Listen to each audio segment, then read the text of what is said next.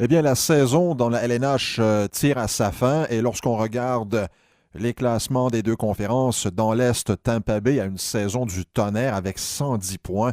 Lorsqu'on regarde l'Ouest, et c'est le but de mon intervention aujourd'hui, San Jose en première place, suivi de Winnipeg, Calgary, Nashville, Vegas, Saint-Louis, Dallas et l'Arizona. J'attire votre attention sur les détenteurs des 11e et 12e places dans l'Ouest. 11e place, les Blackhawks de Chicago avec 71 points. Ils sont à 4 points de l'Arizona et Edmonton en 12e place, 69 points, alors à 5 points des Coyotes. Je me pose la question, est-ce que c'est possible d'envisager l'une de ces équipes, ou qui c'est les deux, faire les séries? Il y a à peine 3 semaines, c'était absolument impossible. À Edmonton, ça allait très mal. À Edmonton, on présentait une fiche de quoi à la 25 victoires, si je ne m'abuse. Attendez une seconde. Oui, 25-36. 25-36, ça c'était à la date limite des transactions le 25 février. Alors, 25 victoires et un total de 36 revers, si on compte les défaites en temps supplémentaire et en tir de barrage. On ne jouait même pas pour 500 avec Ken Hitchcock.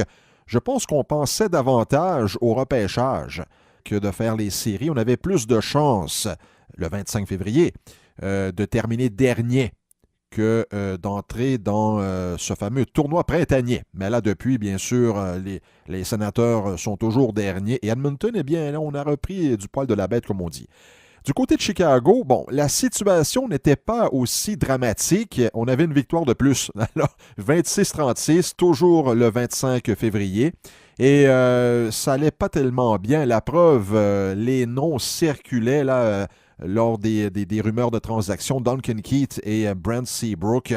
Lorsqu'on parle de piliers d'équipe championne de la Coupe Stanley, bien, c'en était deux, ça. Alors, Keith et Seabrook étaient au centre de bien des rumeurs. On songeait davantage à commencer la reconstruction de l'équipe en échangeant des gros salaires et en allant chercher peut-être en retour des jeunes joueurs que de s'imaginer en série. Mais là, même chose du côté de Chicago et dans les 10 derniers matchs, les Hawks sont 6-4. Alors, la troupe de Jeremy Colleton a-t-elle ce qu'il faut là, pour se frayer un chemin en série? Qui sait? Les Blackhawks sont 11e, comme je l'ai dit, à seulement 4 points de Phoenix. Mais on a beau gagner des matchs du côté des Oilers et dans le camp des Blackhawks, il faut également espérer des revers d'équipes qui nous devancent au classement.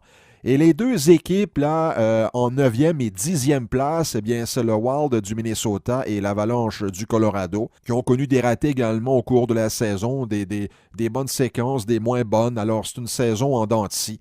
J'ai regardé ce à quoi ressemblent les calendriers des deux clubs. Alors, il est bon de noter que pour les Oilers, on va disputer 7 des 12 derniers matchs de la saison régulière contre des équipes qui seraient actuellement en série si le calendrier prenait fin aujourd'hui. En revanche, on va jouer contre l'Avalanche et les Coyotes. Un match contre chaque équipe. Alors ça, ce sera des gros matchs. Il y aura aussi des face-à-face contre les Kings qui sont derniers dans la conférence de l'Ouest et les Ducks qui sont avant-derniers. Et on va également se frotter aux Sénateurs d'Ottawa, la pire équipe de la Ligue au niveau des points. Alors, somme toute, c'est un calendrier intéressant. Du côté de Chicago, le calendrier est encore plus intéressant parce que c'est 7 équipes qui ne sont pas en série actuellement qui vont affronter les Blackhawks.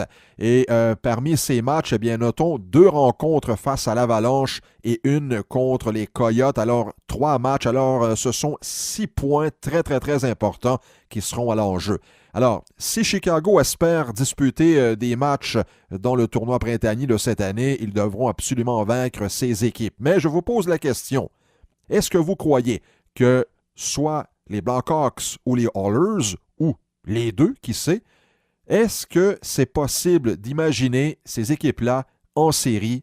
J'attends vos commentaires.